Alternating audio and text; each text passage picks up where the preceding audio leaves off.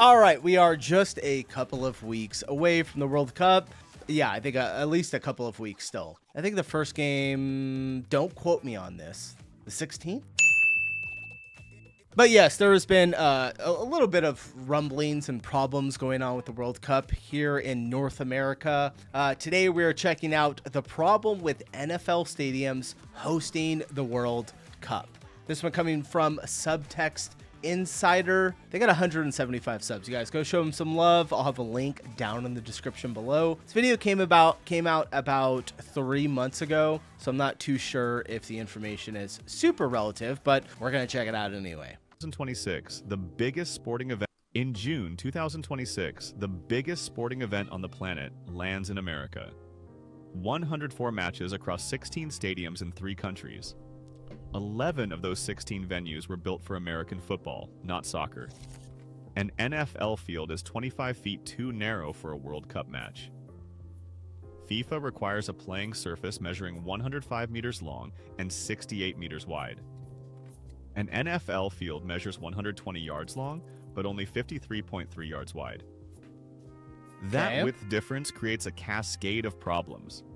To fit a regulation soccer pitch, stadiums designed to squeeze fans close to the sideline now have to rip out thousands of seats just to create room for the ball to stay in play.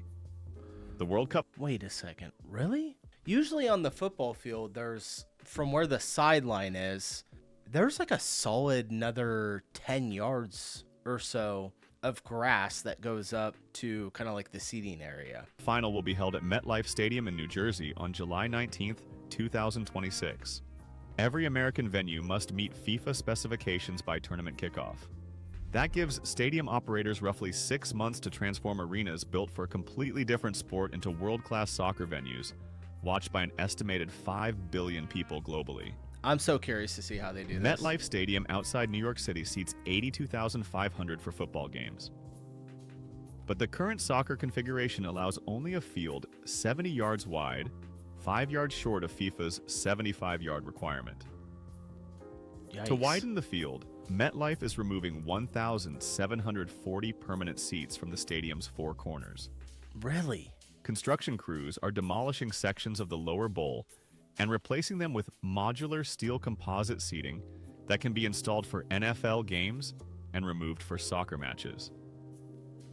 The renovation started in January 2024 across 2 NFL off-seasons.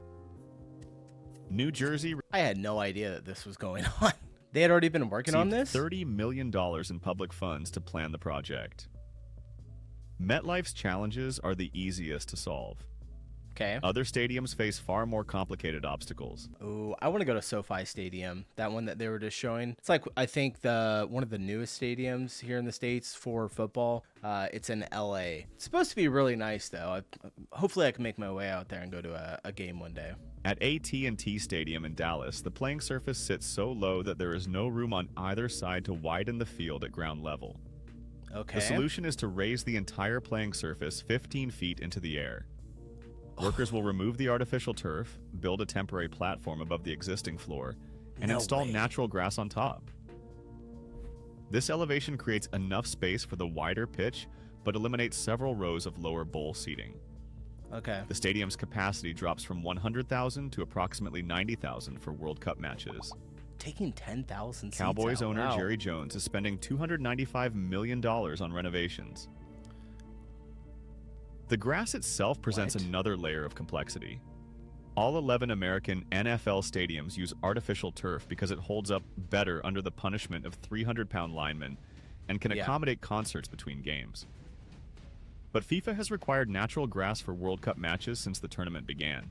As it should be. As somebody who did play quite a bit of sports when I was a kid and into high school, playing on turf, I absolutely hated it. Couldn't stand it. It's the worst. I mean, you get a little bit more, you can run like a little bit fast. I don't even know if you can run faster. Had some benefits, but it gets really hot and grass is much softer, especially when you're getting tackled. You know, like falling into some soft dirt rather than like the rubber balls. And then the rubber, like all the little rubber balls, they would get literally everywhere. All in your cleats, in your pants, all your pads. It was so That annoying. rule has never changed. 5 of the So they 16 gotta put grass stadiums in. have fixed or retractable roofs. Mercedes-Benz Stadium in Atlanta, AT&T Stadium in Dallas, NRG Stadium in Houston, BC Place in Vancouver, and State Farm Stadium in Phoenix. Natural grass needs sunlight, rain, and airflow to survive. Domed stadiums provide none of these things. If you find this interesting, consider subscribing to the channel. We cover the kind of details most people walk past without noticing. Enjoy.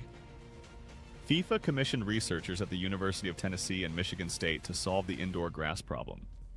Beginning in Don't tell me they're gonna do like indoor lighting. I mean, some light still gets through. I think the grass would still grow. 2022, scientists built a facility called the FIFA Lighthouse to simulate domed They stadium are gonna conditions. do a lighthouse. Okay. They tested different grass varieties, drainage systems, and grow light configurations to determine what could survive 60 days on a concrete floor under artificial lighting. The answer was a hybrid mixture: Bermuda grass for warm weather outdoor venues, and perennial ryegrass mixed with Kentucky bluegrass for cooler climates and really? indoor stadiums. No fescue. The grass sits on a shallow pitch profile that is less than 8 inches deep compared to 16 inches for a traditional permanent field. At Mercedes-Benz Stadium in Atlanta, grass is trucked in from a sod farm in Colorado, and it requires grow lights running 6 to 12 hours daily between matches. The 2024 Copa America served as a dry run for many of these venues, and it did not go well. After the opening match between Argentina and Canada at Mercedes-Benz Stadium, Argentina goalkeeper Emiliano Martinez called the field a disaster. Argentina defender Christian Romero said the conditions were very ugly. United States midfielder Weston McKennie described the surface as patchy grass that breaks up with every step. The problem was the installation method. Grass overlays laid in strips on top of artificial turf created uneven surfaces. The seams between strips made the surface feel hollow and bouncy. Players complained at nearly every venue. For 2026, FIFA is taking a completely different approach. Instead of laying grass on top of artificial turf, the turf will be removed entirely at venues like MetLife, Gillette Stadium in Boston, and Lumen Field in Seattle. Okay. Crews will install shallow pitch profiles with full drainage and irrigation infrastructure built into stadium floors. The most ironic case is SoFi Stadium in Los Angeles. The $5.5 billion venue opened in 2020 and is the most expensive stadium ever built. Owner Stan Kroenke also owns Arsenal Football Club in the English Premier League. Yet the stadium... I had no idea. Really? Is this what he? This is just what he does. He despises sports teams. He constructed was 63 feet too narrow to host a regulation World Cup match. To widen the field, crews must remove rows of premium seats at field level. SoFi will host 8 matches, but was passed over for the final because its expanded capacity still falls short of FIFA's 80,000 seat minimum. Okay. Here's what this reveals. Every stadium built in America since 1994 was constructed knowing the World Cup would eventually return. Each one prioritized sightlines for American football, premium seating close to the field, and artificial surfaces that required minimal maintenance. Nobody thought to build in the extra 25 feet of width that would make hosting straightforward. Nobody installed permanent grass irrigation systems that could support natural turf for 2 months.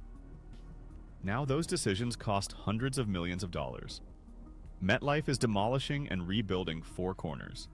Dallas is raising an entire field 15 feet. Atlanta is constructing underground infrastructure that will be used for exactly 39 days, and then abandoned when the NFL season resumes. Is this why tickets are like $10,000? The pattern reveals a simple truth about urban infrastructure. Buildings designed only for their primary use become obstacles when circumstances change. Stadiums built for maximum NFL revenue became problems when the world's most popular sport came calling. Infrastructure has memory. Sometimes, 25 feet of missing width becomes $1 billion of renovation 30 years later. That's nuts. If you enjoyed this deep dive and would like to see more, leave your... I guess that makes a lot of sense earlier when I was like, oh, there was like 15, I was like 10 yards, which would be about 15 feet. They needed 25. So, all right, makes sense. Interesting video. That was really, really good. I had no idea that any of that was going on. I wonder if, nah, that can't be why they, I mean, I would assume that's why some of the prices have gone up a little bit just with how much some of these stadiums have spent on getting this ready. But also at the same time, it's like, yeah, why didn't you guys think about this when you actually built the stadium? Like, you knew the World Cup would come here eventually. All right, I'm getting out of here. Thanks for recommendation, you guys. I'll see you in the next one. Peace.